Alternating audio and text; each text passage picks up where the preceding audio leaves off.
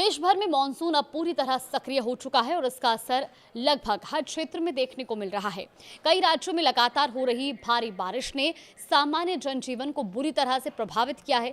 कहीं बाढ़ जैसे हालात हैं तो कहीं जलभराव से शहर थम गए हैं, तो कहीं भूस्खलन और उफनती नदियों ने लोगों की मुश्किलें बढ़ा दी हैं।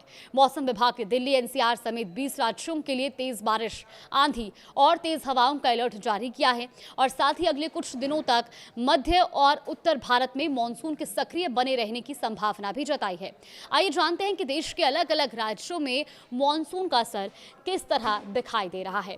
तो देखिए, मॉनसून अब देश के सभी राज्यों में पहुंच चुका है और गुजरात में शुक्रवार रात और शनिवार सुबह हुई तेज बारिश के बाद कई इलाकों में बाढ़ जैसे हालात बन गए हैं।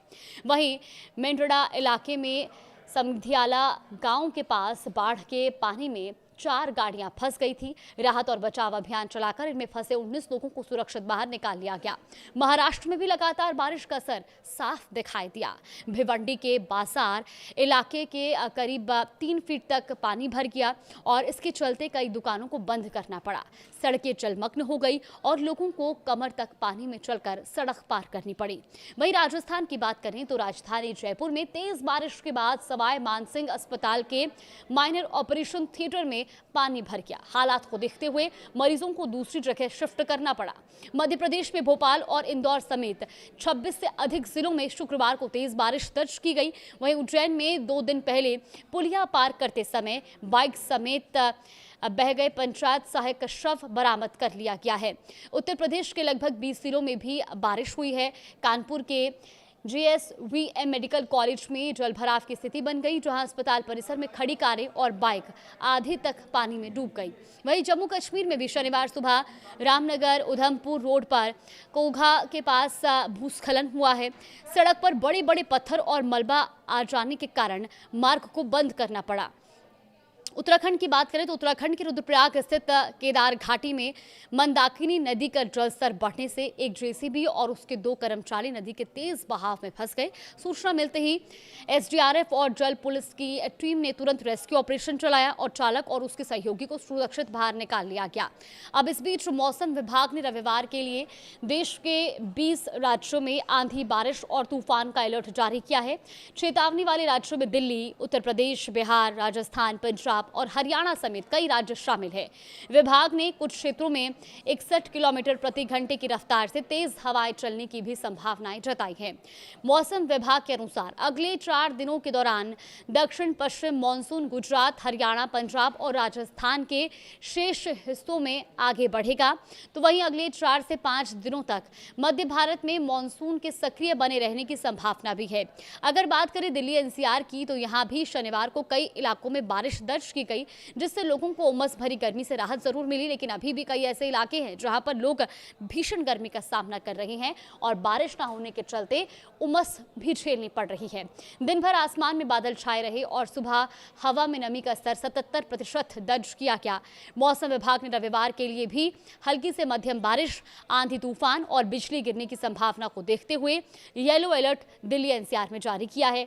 तो उधर मुंबई में लगातार हो रही भारी बारिश को देखते हुए बृहन्मुंबई म्यूनिसिपल कॉर्पोरेशन यानी कि BMC ने स्कूलों और कॉलेजों के दोपहर के सत्र बंद करने का फैसला लिया। मौसम विभाग ने मुंबई के लिए बहुत भारी बारिश का रेड अलर्ट जारी किया है। BMC ने नागरिकों से अपील भी की है कि वो घर से तभी निकलें जब बहुत जरूरी काम हो। अब इसी बीच ठाणे शहर के कलवा इलाके में शनिवार सुबह भारी बारिश के दौरान दोपहिया वाहनों पर एक पेड़ गिर गया, जिससे 2 लोग घायल हो गए।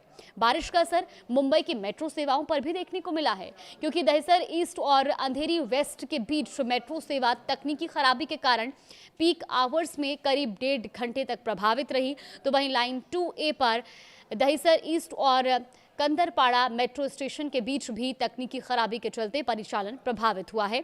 हिमाचल प्रदेश की बात करें तो यहाँ भी लगातार बारिश का दौर जारी है। जनजीवन पर इसका साफ असर पड़ा है। लाहौल घाटी में उफनाए चौखंग नाले में मुरिंग नैनगार सड़क का करीब 200 मीटर हिस्सा बहा दिया, जिसके कारण प्रसिद्ध नीलकंठ झील यात्रा को रोक दिया गया है। रामपुर के गांधी खड्ड पर बना अस्थायी पुल भी बह गया, जिससे कई पंचायतों का संपर्क टूट गया।